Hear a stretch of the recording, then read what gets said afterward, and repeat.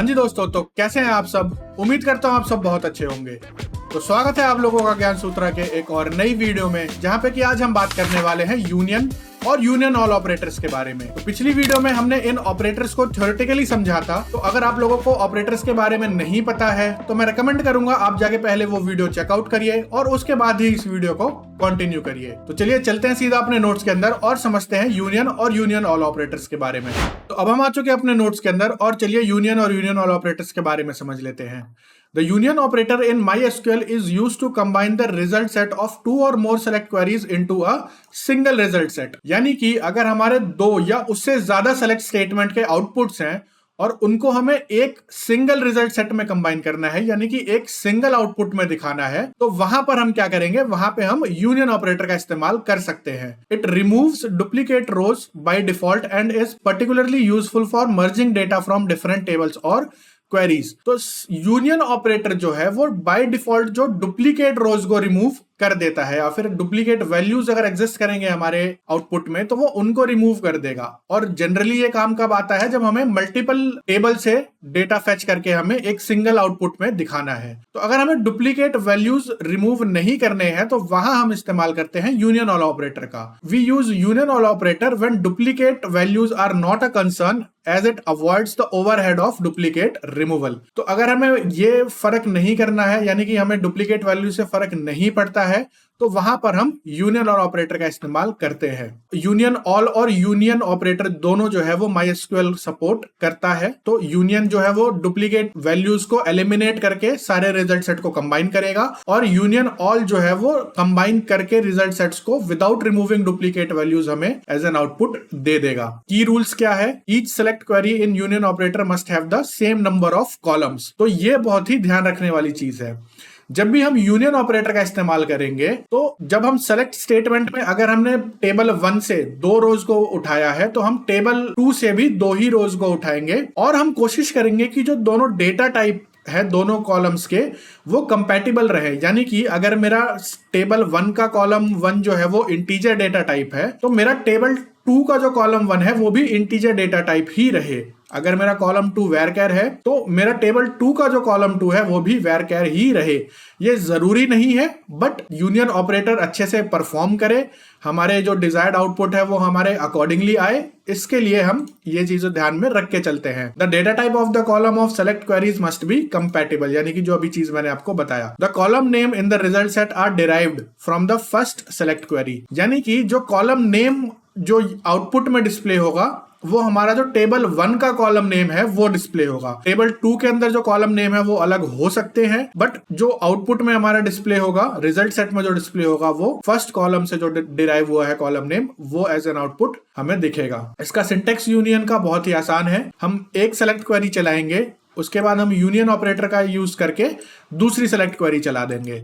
Similarly union all में हम क्या करेंगे, यूनियन की जगह हम यूनियन ऑल ऑपरेटर का इस्तेमाल कर देंगे पहले और दूसरे सेलेक्ट क्वेरी के बीच में। तो ये तो था कुछ थ्योरेटिकल चीज। अब चलते हैं सीधा MySQL वर्कबेंच पे, इसको प्रैक्टिकली समझ लेते हैं। तो अब हम आ चुके अपने MySQL वर्कबेंच पे और चलिए हम ऑपरेटर्स को प्रैक्टिकली समझ के देखते हैं। तो सबसे पहले अब हम एक नया डेटाबेस यूज करने वाले हैं जो कि है हमारा वर्ल्ड डेटाबेस।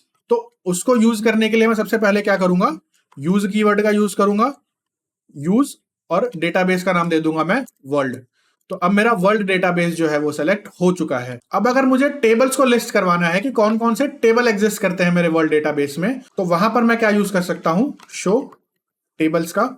और अब अगर मैं इसको रन करूंगा तो यहां पर आप लोग देख सकते हैं कि 3 टेबल जो है वो एग्जिस्ट करते हैं, यानी कि सिटी टेबल, कंट्री टेबल और कंट्री लैंग्वेज टेबल। अब मैं इंडिविजुअली इन टेबल्स के बारे में भी जान सकता हूं। अगर मैं करूंगा डिस्क्राइब सिटी, तो यहां पर सिटी के जो भी कॉलम है उनका डेटा टाइप, कंस्ट्रेंट्स, वो हम नल वैल्यूज एक्सेप्ट करेगा या फिर नहीं करेगा, और सारी चीजें यहां पर निकल के आ जाती हैं। सिमिलरली हम कंट्री टेबल को भी डिस्क्राइब कर सकते हैं, डिस्क्राइब कंट्री। तो यहां पर कंट्री टेबल का जो भी हमारे कॉलम्स हैं और जो कंस्ट्रेंट्स हैं वो सारी चीजें निकल कर आ जाती हैं। तो फिलहाल जो हम यूज करेंगे वो हम सिटी टेबल और कंट्री टेबल को ही यूज करेंगे मेजरली। तो अब हम एग्जांपल देख लेते हैं यूनियन ऑपरेटर का।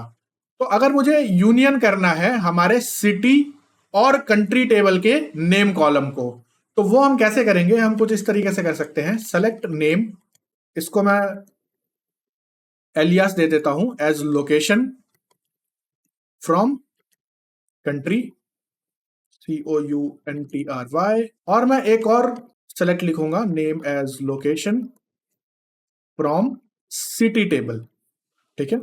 अब क्योंकि ये दोनों इंडिविजुअल टेबल्स हैं तो पहले मैं कंट्री टेबल का देख लेता हूं आउटपुट। तो कंट्री टेबल में हमारा कुछ ऐसा आउटपुट आता है, यानी कि जो भी कंट्री के नाम है वो सारे कंट्रीज यहां पर हमारे लिस्ट डाउन हो गए हैं। 239 कंट्रीज यहां पर लिस्ट डाउन हुए हैं। अब मैं यहां पर सिटी टेबल को भी रन कर लेता हूं। तो सिटी टेबल में हमारे टोटल कितने सिटीज है? 1000 सिटीज है। तो जितनी भी सिटीज है वो यहां पर लिस्ट डाउन हो चुकी है। अब मैं क्या करना चाहता हूं, अब मेरा कुछ एक ऐसा कंडीशन आ जाता है जहां पर मैं चाहता हूं कि मेरे जितने सिटीज हैं और जितनी कंट्रीज हैं वो एक ही टेबल में, एक ही कॉलम में हमारा एज एन आउटपुट मुझे दिखे। तो उसके लिए मैं क्या करूंगा, मैं कंट्री टेबल के सारे लोकेशन को या फिर नेम कॉलम को उठा लूंगा और मैं सिटी टेबल के सारे नेम कॉलम को उठा लूंगा और बीच में मैं क्या यूज कर लूंगा, बीच में मैं यूज कर लूंगा यूनियन ऑपरेटर का।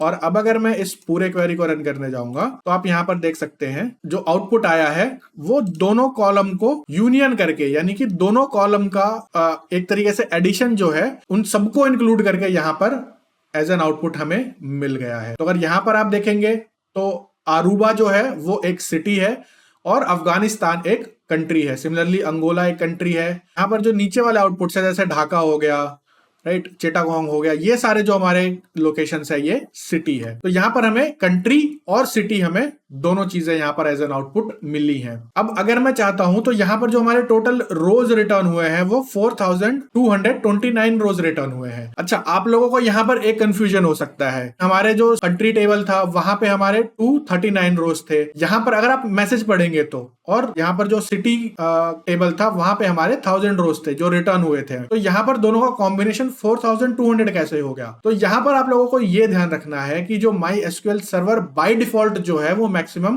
1000 रोज ही रिटर्न करता है। अगर हमारे टेबल में 1000 रोज से ज्यादा भी हैं तो वो बाय डिफॉल्ट सिर्फ और सिर्फ 1000 रोज रिटर्न करेगा, इसलिए यहां पर हमें 1000 रोज दिख रहा है। बट वैसे हमारे जो टोटल नंबर ऑफ रोज हैं वो ज्यादा है।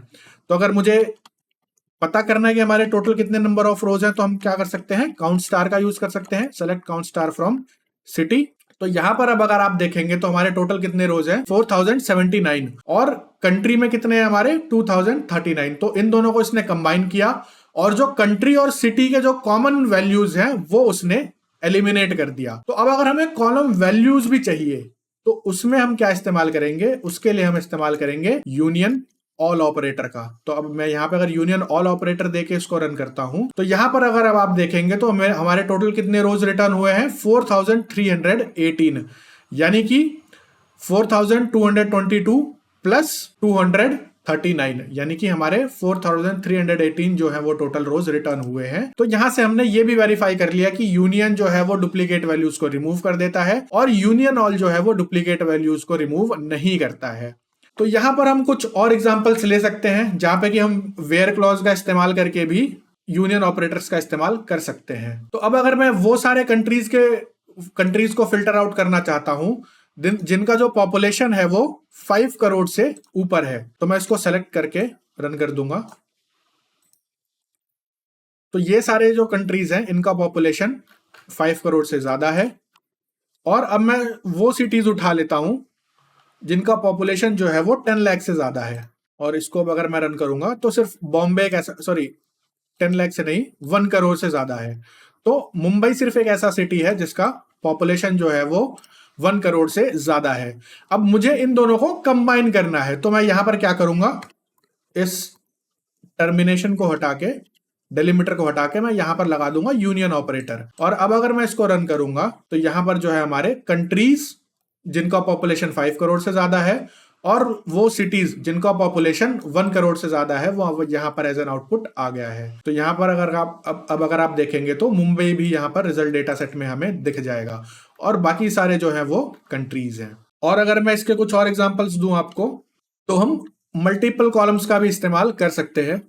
जैसे कि अगर मैं करूंगा select name comma population from country union. अब हमें ध्यान रखने वाली चीज क्या है कि हम वही यूज करें कॉलम नेम जो हमने टेबल 1 में दिया हुआ है, या फिर वो सेम नंबर ऑफ कॉलम्स होने चाहिए, और टेक्निकली उनका डेटा टाइप भी अगर सेम रहेगा तो वो हमें एक बेटर रिजल्ट देगा। तो हम कुछ इस तरीके से इसको इस्तेमाल करेंगे। तो यहां पर अगर अब आप देखेंगे तो सारे कंट्रीज और उनका पॉपुलेशन यहां पर एज एन आउटपुट आ गया, प्लस अगर आप नीचे देखेंगे तो यहां पर सिटीज और उनका पॉपुलेशन जो है वो एज एन आउटपुट आ गया, जैसे दुबई, आबू धाबी, शारजाह और ये टाइप से। अब यहां पर हम वेयर क्लॉज का भी इस्तेमाल कर सकते हैं। तो हम कुछ इस तरीके से इस्तेमाल कर सकते हैं। यहां पर हम यूज करेंगे कंट्री लैंग्वेज का, और यहां पर हम सेम ही टेबल को 2 बार इस्तेमाल करेंगे। कैसे, चलिए एक बार देख लेते हैं। हम करेंगे select language, LANGUAGE, select language from country language table where is official column is true, और मैं यहां पर कर देता हूं T। पहले मैं आपको इसका डेटा से रिजल्ट आउटपुट दिखा देता हूं। तो रिजल्ट आउटपुट हमारा कुछ ये निकल कर आता है, डच, दारी, पैश्तो, इंग्लिश, इस टाइप से, राइट। और हमारा इज ऑफिशियल एक सेम कॉलम भी है जो जिसकी वैल्यू है यहां पर F। और अब अगर मैं इसको रन करूंगा तो यहां पर हमारा जो आउटपुट है वो कुछ ये निकल कर आता है, English, Spanish, Balochi, Turkmenistan, etcetera.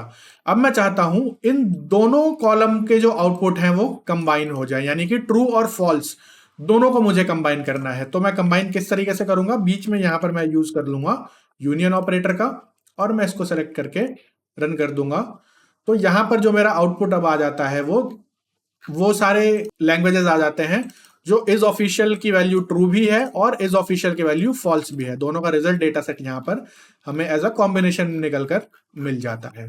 तो कुछ इस तरीके से हम इस्तेमाल कर सकते हैं यूनियन और यूनियन ऑल ऑपरेटर्स का हमारे मल्टीपल सेलेक्ट स्टेटमेंट्स को कंबाइन करने के लिए। तो उम्मीद करता हूं आप लोगों को इस वीडियो से कुछ ना कुछ सीखने को मिला है। तो मिलते हैं अगले वीडियो में, तब तक के लिए पढ़ते रहिए और एकदम मस्त रहिए।